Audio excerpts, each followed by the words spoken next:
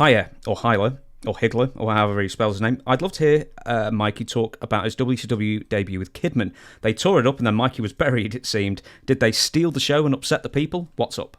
Yeah, Virgil. What? Virgil? Virgil bitched. Yeah. So we had the match. We get about 10 different finishes. Mikey, you're up with your finish. What is your finish? Stunner. Okay, you're up with your finish. Then Jimmy Hart comes over. Kidman, you're up with your finish.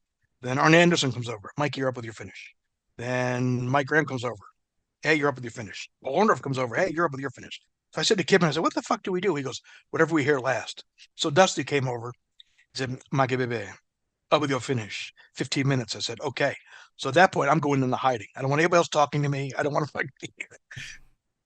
And then somebody came over and Kidman's up with a finish. God damn it. Okay. So we had the match and Dusty told me, Mikey, just do your stuff. He said, it's uncensored. If you want to get a little hardcore, but not crazy hardcore, stuff on the floor, go for it. Whatever you want to do. I said, okay.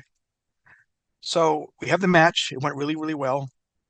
And the match after us was Stevie Ray versus Virgil, battle for the NWO Black and White.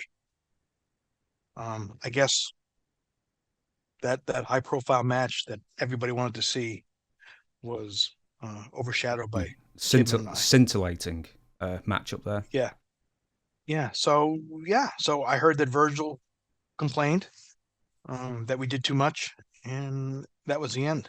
They took the belt off Kidman the next night and put it on Ray.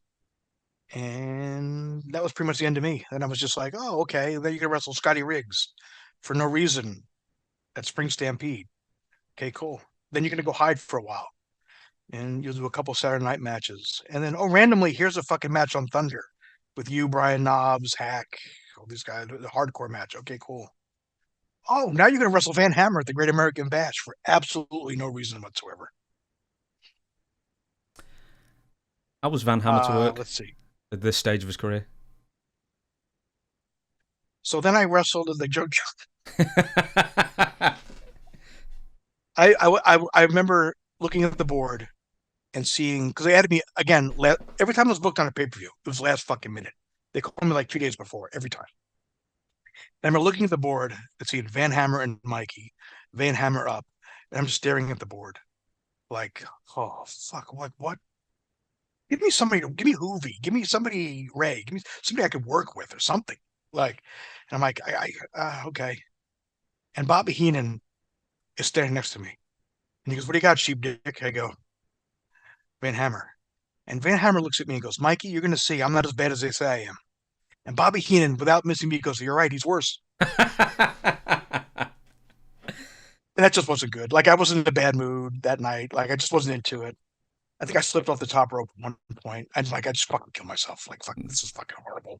Embarrassing as fuck. I remember looking at Bobby, and Bobby's just like, yeah, fuck me. Mm.